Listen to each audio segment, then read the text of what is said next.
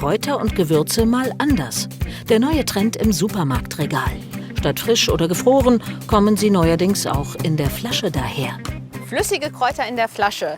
Die Hersteller werben damit, dass sie besonders frisch sind und lange halten. Aber was steckt drin? Wie gesund sind sie? Oder sind das bloß alles nur leere Werbeversprechen? Das möchte ich heute herausfinden. Zuerst müssen die flüssigen Kräuter den Geschmackstest bei Profikoch Christian Senf bestehen. Können sie mit frischen mithalten? Rosmarin, Knoblauch, Thymian, Chili und Ingwer. Top oder Flop? Ein Vorteil liegt schon mal auf der Hand. Ich glaube, einfacher in der Handhabung, weil ich habe es in der Flasche, ich mache es wieder in den Kühlschrank, hole es wieder raus, wenn ich es brauche. Und damit können wir natürlich Sachen affinieren, können Geschmack in den Fisch geben, können den Fisch da drinnen garen. Zum Beispiel, so dass er halt quasi auch Rosmarin oder Thymian oder was auch immer annimmt ein bisschen. Probieren wir das mal ganz kurz, weil ich finde, das riecht einfach viel zu stark nach Essig. Warum probierst du das jetzt pur?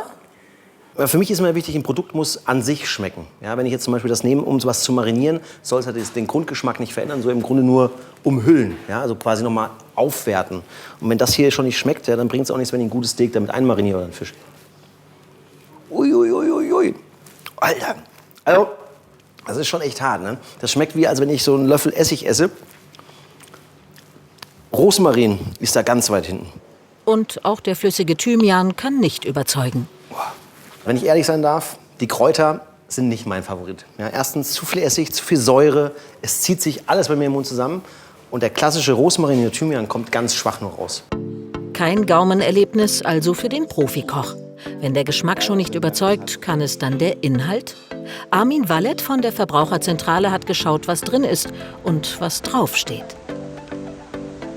Wir sehen die Aufmachung sehr kritisch, steht ja vorne drauf, flüssige Kräuter. Wenn man sich die Zutatenliste anschaut, dann sind dann doch andere Stoffe drin, die man da nicht unbedingt erwartet. Da ist zum Beispiel ein Verdickungsmittel drin, Xanthan, dann ist Essig drin, auch sehr viel Salz, wo Verbraucher sicherlich auch enttäuscht sind, weil auch der Aspekt Bio und gesund im Vordergrund steht. Und dann sind Inhaltsstoffe drin, die man da letztendlich nicht unbedingt erwartet. Rund 9 Gramm Salz in allen Sorten. Bei gerade mal 40 Milliliter pro Flasche ganz schön viel. Und für 1,99 € ganz schön teuer, kritisiert die Verbraucherzentrale. Die einzelnen Zutaten, die da drin sind, die kosten wenige Cent, wenn überhaupt. Ja. Und das teuerste bei dem Produkt wird sicherlich die Flasche sein. Und dafür dann 1,99 € zu verlangen, das ist sicherlich kein Discounterpreis, sondern das ist ein Preis, der vollkommen weg von der Realität ist. Zurück zum Geschmackstest bei Fernsehkoch Christian Senf. Der Knoblauch schmeckt dem Profi zu penetrant und kann auch nicht punkten. Ganz anders Chili und Ingwer aus der Flasche. Die beiden Sachen haben mich eigentlich sogar begeistert.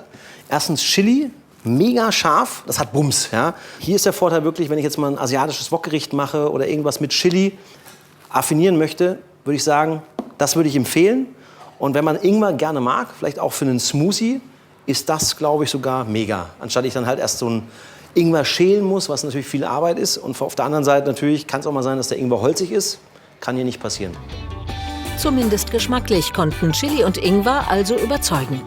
Wer gerne mit flüssigen Kräutern experimentieren möchte, aber ohne Zusatzstoffe und mit vollem Genuss, der kann auch selbst schnell und einfach Hand anlegen. Ganz einfach. Flüssige Kräuter machst du so simpel. Du brauchst einen Mörser, in dem Fall Rosmarin oder Thymian, Öl, Salz, vielleicht noch ein bisschen Pfeffer und schon hast du das alles selber gemacht und brauchst nichts kaufen. Denn in unserem Test konnten die gekauften flüssigen Kräuter in der Flasche geschmacklich bis auf 2 Ausnahmen nicht überzeugen. Und auch zutatenmäßig verspricht die Aufmachung mehr als der Inhalt. Zusatzstoffe wie Verdickungsmittel und viel Salz haben mit dem gesunden Biolook wenig gemeinsam. Ja, und dieser Biolook ist mir auch aufgefallen, aber davon sollten wir uns eben nicht täuschen lassen, auch nicht bei anderen Herstellern. Northern Green, die Marke aus unseren Filmprodukten, haben wir übrigens um eine Stellungnahme gebeten, aber bislang leider keine Antwort bekommen. Ernährungswissenschaftler Dr. Stefan Lück ist jetzt bei mir. Schönen guten Abend. Ja, einen schönen guten Abend. Was halten Sie denn von diesen Liquid Herbs? Ja, ist halt sehr teuer, wie der Kollege schon sagte. Ich meine, das ist angedickter Essig, Kräuteressig. Ja, also früher hieß das Kräuteressig, heute heißt es Liquid Herbs. Ja, Kann also, aber teurer verkauft werden. teurer verkauft werden. Kleines Fläschchen ist immer mal schön. Ja. Je kleiner, umso mehr denken die Leute, es ist hochwertig. Da ist nichts groß Hochwertiges drin. Aber ich will auch jetzt keinem was verleiden. Das ist aus ernährungsphysiologischer Sicht relativ harmlos. Wo es gefährlicher wird, das gibt es mittlerweile im Internet zu bestellen. Und da bin ich auch manchmal ein bisschen überrascht, was da alles sich so tummelt, sind wirklich Gewürzextrakte. Das heißt, dann holt man aus den Kräutern, die ja vermeintlich immer so super gesund sind, holt man die ganzen Wirkstoffe, die ganzen Stoffe heraus, und zwar mit Alkohol oder mit Öl, also richtige Auszüge. Und jetzt kommt der Punkt, wo ich sage, Vorsicht. Ja? Die Industrie setzt das als Gewürzextrakte ein, um etwas zu aromatisieren. Aber wenn ich jetzt anfange und sage, hey, das ist doch super gesund, ja, und ganz viel davon esse, dann nehme ich mir nicht nur die gesunden Wirkstoffe, die ja in der frischen Kraut genau in der Konzentration drin ist, die mir gut tut, sondern auch die schädlichen Stoffe. Und die Leute wissen nicht, dass Kräuter auch schädlich sein können, denn die Pflanze hat überhaupt keine Lust, gefressen zu werden und packt sich da Giftstoffe rein, Myristizin, Kumarin, also Alkaloide, die können unsere Leber schädigen, können krebserregend sein, können erbschädigend sein.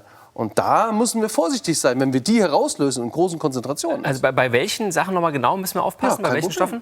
Ja, also wir haben zum Beispiel Zimt. Zimt kennt jeder, ist super gesund, Diabetes vorbeugend, alles wunderbar. Ja, aber wenn wir Zimt kaufen, müssen wir wissen, da ist auch ein gewisser Teil Kumarin drin. Kumarin ist giftig. Ja? Das gleiche haben wir bei Petersilie, Myristizin, krebserregend, gentoxisch. Also noch einmal, keine Angst machen. Wenn ich das frisch esse, super. Ist Petersilie auch sehr gesund, sind die Kräuter ganz gesund. Aber sobald ich anfange, da dran rumzuschrauben, Dinge rauszuziehen mit Alkohol, dann wird es gefährlich. Auch Alkaloide, Borretsch, kennt man hier, Frankfurter Soße, kommt Borretsch rein. Ja? In der Konzentration, super, das Gurkenkraut. Ja? Aber wenn ich dann jetzt wieder da Auszüge draus mache, habe ich Alkaloide, die die Leber schädigen können. Also, was ich sagen will, ist einfach nur, alle Wasserauszüge, also Tees, die ich draus baue, oder solche Essige, mein Gott, da schade ich nicht mit. Da kann ich gar nicht viel rauslösen. Aber wenn ich diese Kräuterextrakte nehme, die auch verkauft werden, muss ich aufpassen. Okay. Gibt es trotzdem was, wo Sie sagen, das ist auch positiv an diesen Liquid Herbs? Haben Sie irgendwas, wo Sie sagen, das ist doch ganz gut? Ja klar, also ich finde grundsätzlich das, was der Kollege auch gemacht hat, seine Öle selber herstellen, wunderbar. Ja, damit kann man ja würzen, damit kann man seine Salate anmachen, und man holt ja auch dann nur die Stoffe raus, die wirklich gut sind. Ja, ich habe ja auch hier zum Beispiel... Man kann ja was selbst machen. Ja, auch, klar. Ne? Was Sie mitgebracht haben. Ich habe was mitgebracht, und zwar ist ja oft so, dass wir nur die Blätter verwenden, aber die Stängel gar nicht verwenden. Wir können Petersilie nehmen, Basilikum, Minze, aber auch hier Thymian oder Rosmarin. Ja, und da steckt auch noch ganz viel Kraft drin, das können wir nehmen. Dann jeder presst Knoblauch aus. Was macht man damit? Wegschmeißen. Nein. In dem Fall nicht. Wir heben es auf und verwerten es. Wir verwerten es und tun es jetzt hier rein. Ja, wir machen nämlich ein Öl draus. Ja, also hier habe ich noch ein bisschen so einen Rest rein, den kratze ich auch noch raus. Ja, das kann man alles wegschmeißen, muss man aber nicht, sondern kann es weiterverwenden. Ja, tun wir rein. Ach, Vanille, auch so ein Thema. Viele schneiden den auf, machen sie auch so richtig und kratzen den dann aus. Ja. Und dann die Schale was bleibt kommt weg. Genau, und die Schale kommt weg. Sensationell in einem Öl. Ja, also rein damit. Den ganzen Stängel? Ja, ganze Stängel rein. Okay. So, also ich kann alles reintun und dann einfach nur auffüllen mit einem Rapsöl oder einem Olivenöl. Okay. Und das muss man ungefähr eine Woche lang mal stehen lassen. Das sieht nicht nur super aus, sondern damit kann ich dann wunderbar Salate würzen. Asiatisches Gemüse, Pfannengemüse. Da kann ich auch mal ein bisschen Weißbrot mit reintunken, wenn ich Olivenöl nehme. Aber eine Woche muss es schon ziehen. Ja, sonst ich sag mal eine Woche, ja, also bei 4 Tagen geht es so langsam los, Ja. und dann schmeckt man das auch. Aber eine Woche ziehen lassen, und ideal ist das natürlich als Geschenk. Wenn ich so kleine Fläschchen kann man ja kaufen, Ja. kann man reinfüllen, noch so eine kleine Vanillestange reinstecken und mitbringen bei der nächsten Einladung. Kostet mich nichts, hätte ich ja weggeschmissen. Ja. Lasse ich das aber eher draußen stehen oder eher abdunkeln oder in den Kühlschrank? Im Kühlschrank. Kühlschrank. Im Kühlschrank ist optimal, Okay. aber kann es auch draußen stehen lassen, aber im Kühlschrank ist optimal. Sehr schöne Idee. Ja. Probieren wir mal aus. Und Reste wegwerfen brauchen wir auch nicht. Deswegen kann man es verwerten. Sehr schön. Ja.